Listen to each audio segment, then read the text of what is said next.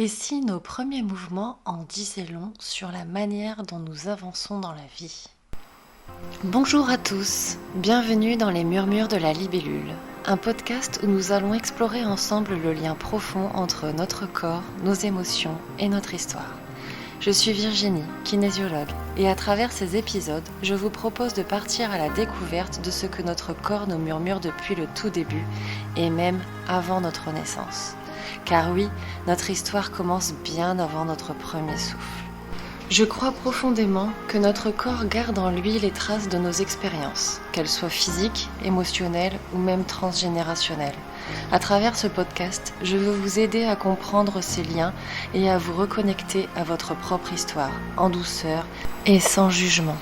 Dans l'épisode précédent, nous avons exploré le premier trimestre de grossesse, cette phase où tout commence, où l'invisible devient matière, où les premiers battements du cœur marquent le début de la vie. Aujourd'hui, nous poursuivons ce voyage fascinant avec le deuxième trimestre, une période de transformation et d'expansion.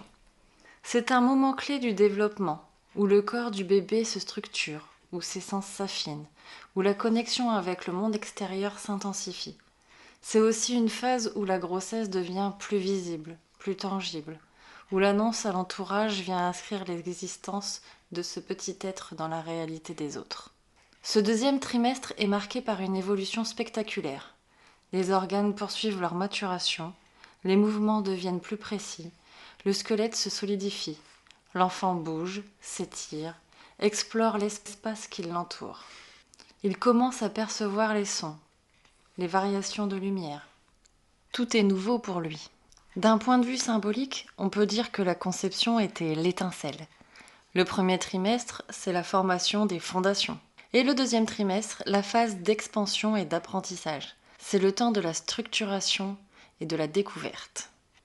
Je vous inviterai là à vous mettre dans la position de ce bébé qui évolue dans le ventre de sa maman. Si vous n'arrivez pas à visualiser, vous essayez de faire semblant comment ce bébé a pu se sentir. Mettez-vous à sa place. Essayez de revivre ces instants où vous étiez à l'intérieur du ventre de votre mère. Juste le temps de cet épisode.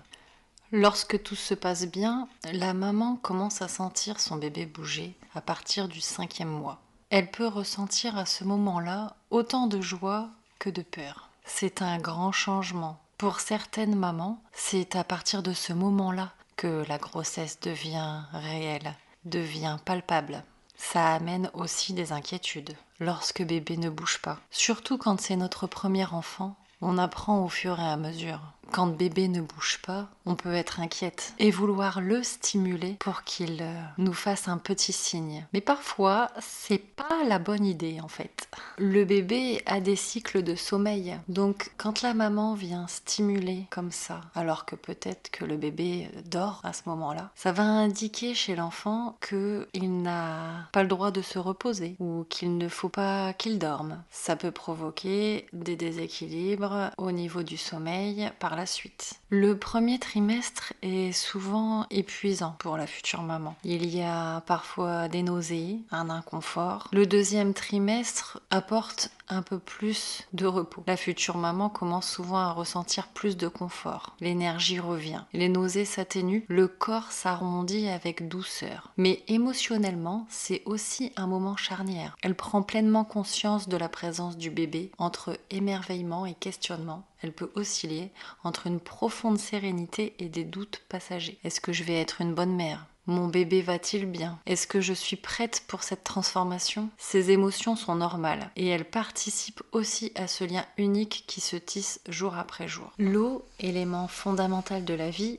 est ici omniprésente. Le bébé baigne dans le liquide amniotique, un élément protecteur et nourricier. Ce liquide est composé à 98% d'eau, mais il contient aussi des nutriments, des hormones et des molécules qui renseignent l'enfant sur l'état physiologique et émotionnel de sa maman. Le liquide amniotique joue plusieurs rôles cruciaux. Il protège des chocs, maintient une température stable, facilite le développement musculaire et osseux grâce au mouvement qu'il permet, et participe même à la maturation des poumons lorsque le bébé l'ingère. Son goût varie en fonction de ce que mange la mère. Certaines études ont montré que les bébés exposés à certaines saveurs dans le liquide amniotique développe plus tard une préférence pour ces aliments. C'est une première initiation sensorielle au monde extérieur. Mais cette eau ne transmet pas que des nutriments et des goûts. Elle porte aussi l'empreinte émotionnelle de la mère. Ces émotions influencent la composition chimique du liquide. Le stress, par exemple, peut libérer du cortisol, qui se retrouve dans le liquide amniotique. C'est pour cela qu'il est très important de s'hydrater correctement pendant la grossesse, ou même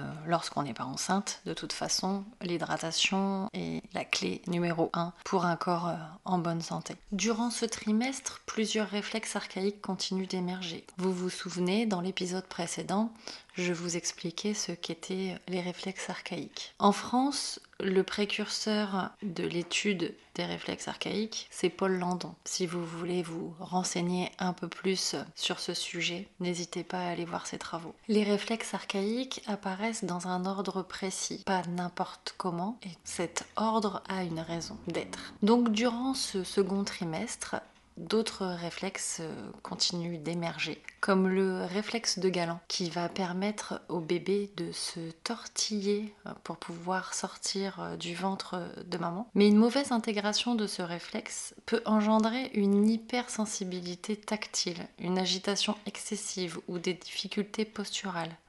Lorsque vous avez des enfants qui ne tiennent pas en place sur les chaises, à qui les étiquettes des t-shirts ou des culottes grattent énormément, ça gêne. Là, c'est ce réflexe qui est impacté. Il peut être en déséquilibre lorsque justement on surstimule l'enfant. Le réflexe de succion-déglutition se met en place également. Il prépare l'enfant à téter et à se nourrir dès la naissance. Il est relié à l'axe du réconfort, de la régulation émotionnelle. Une persistance excessive peut être associée à des troubles alimentaires, des besoins de compensation orale, manger, mâcher, grincer des dents et des difficultés d'expression émotionnelle. Et je répète, rien n'est figé. Tout ce qui est en déséquilibre peut être rééquilibré à n'importe quel moment. Ces réflexes sont comme des empreintes primaires qui conditionnent notre manière d'interagir avec le monde, bien avant même notre naissance. Leur intégration progressive dans les mois et années de vie est essentielle pour un bon équilibre neurosensoriel et émotionnel. Le deuxième trimestre est souvent le moment où la grossesse est officialisée auprès de l'entourage. Ce passage du secret à l'annonce est une étape symbolique forte. Les réactions varient. Certaines familles sont ravies, d'autres expriment des peurs, des doutes, des maladresses. Le bébé perçoit tout cela, pas avec des mots mais avec les vibrations émotionnelles qui traversent sa mère. Une annonce bien accueillie peut renforcer un sentiment de sécurité et d'acceptation. À l'inverse, une annonce plus compliquée peut laisser une empreinte de rejet ou d'incertitude. Ces premiers échos émotionnels dessinent déjà les contours de son monde intérieur. Mais chaque histoire est unique. Peu importe comment ce moment a été vécu, l'essentiel est de comprendre qu'un environnement rassurant et aimant permet toujours de rééquilibrer ces premières empreintes émotionnelles. Le deuxième trimestre est une danse subtile entre le corps et l'esprit, entre l'intérieur et l'extérieur. C'est un temps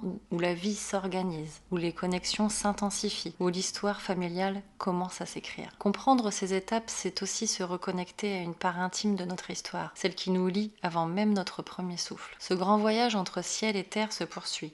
Et bientôt, nous arriverons à la dernière étape, celle où l'enfant s'apprête à rejoindre notre monde. Dans le prochain épisode, nous explorerons le dernier trimestre, cette phase où l'enfant se prépare à naître, où les liens s'approfondissent, où l'attente se fait palpable. Si cet épisode vous a plu, je vous invite à le partager, à le liker. Laissez-moi en commentaire vos impressions, vos questions.